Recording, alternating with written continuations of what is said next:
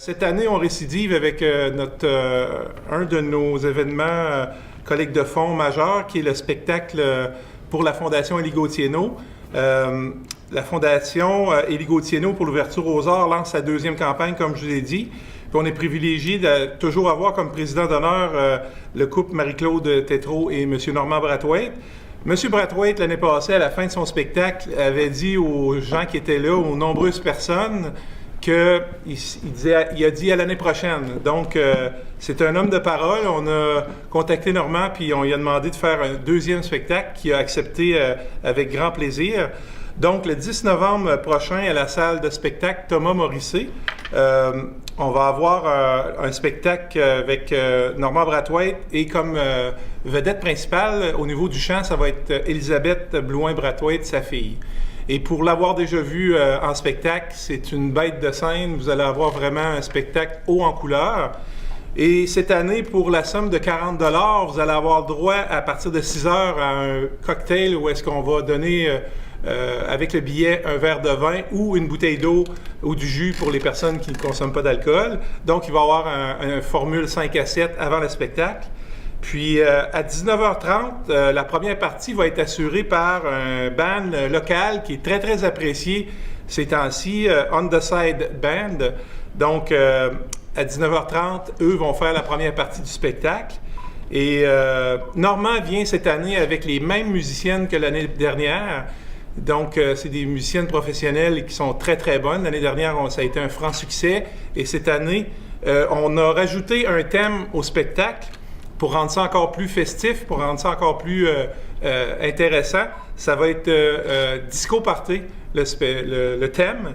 Et on invite les personnes à se déguiser avec le thème là, des années disco, là, fin 70, début 80. Fait qu'on invite les gens à avoir du plaisir avec nous lors de cette soirée-là.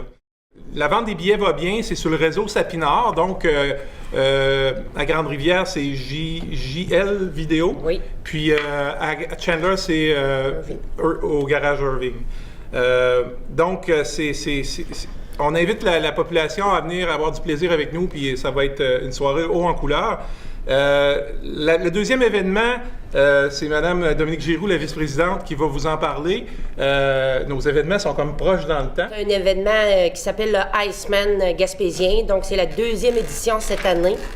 Le Iceman, écoute, c'est une baignade dans la mer. Ça va être situé derrière la gare de Chandler le 23 décembre à 9h. Ce qu'on invite les gens à faire, c'est communiquer avec moi pour l'inscription au 680-4122. C'est important. J'aimerais beaucoup cette année avoir des entreprises. Des entreprises où il y aurait 10 personnes avec leur logo d'entreprise pour sauter dans la mer avec nous. L'an passé, c'était une première édition. On était... c'est pas mal sur le qui-vive. On s'est organisé pas mal à la dernière minute. Puis on a eu quand même 55 personnes qui ont sauté dans la mer avec un total de 5 000 $ de ramassés. Fait que ça a été super, là. Cette année, je vise 120. Je vous dirais qu'au moment où on se parle, ça avance très vite. Fait que j'invite les gens à communiquer avec moi. Ça peut se faire individuellement. Donc, individuellement, c'est 50 $ par personne. Puis en groupe de 10, c'est 450 $ pour un groupe de 10 ou une entreprise.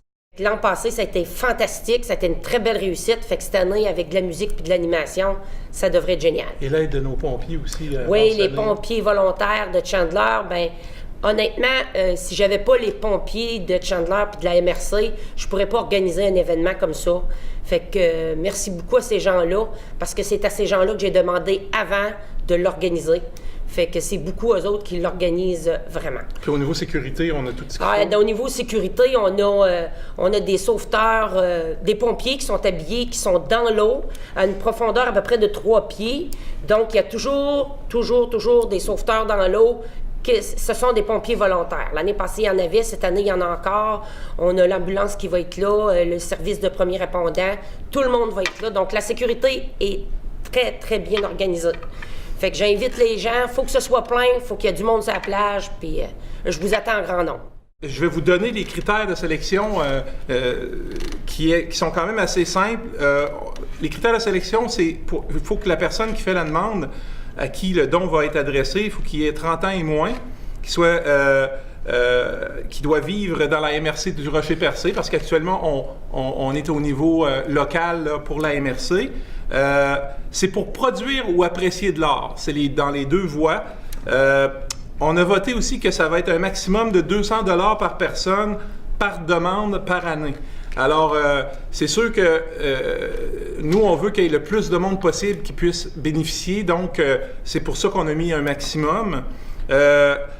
Si jamais on reçoit plus de demandes qu'on a de fonds cette année, on a voté retourner environ 10 000 $ dans la communauté.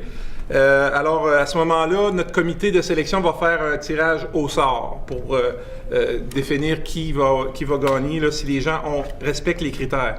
On va mettre un formulaire de demande de dons en ligne sur notre Facebook à partir de cette fin de semaine. Donc, on va avoir un formulaire. Vous allez aller sur le Facebook de la Fondation. Vous allez pouvoir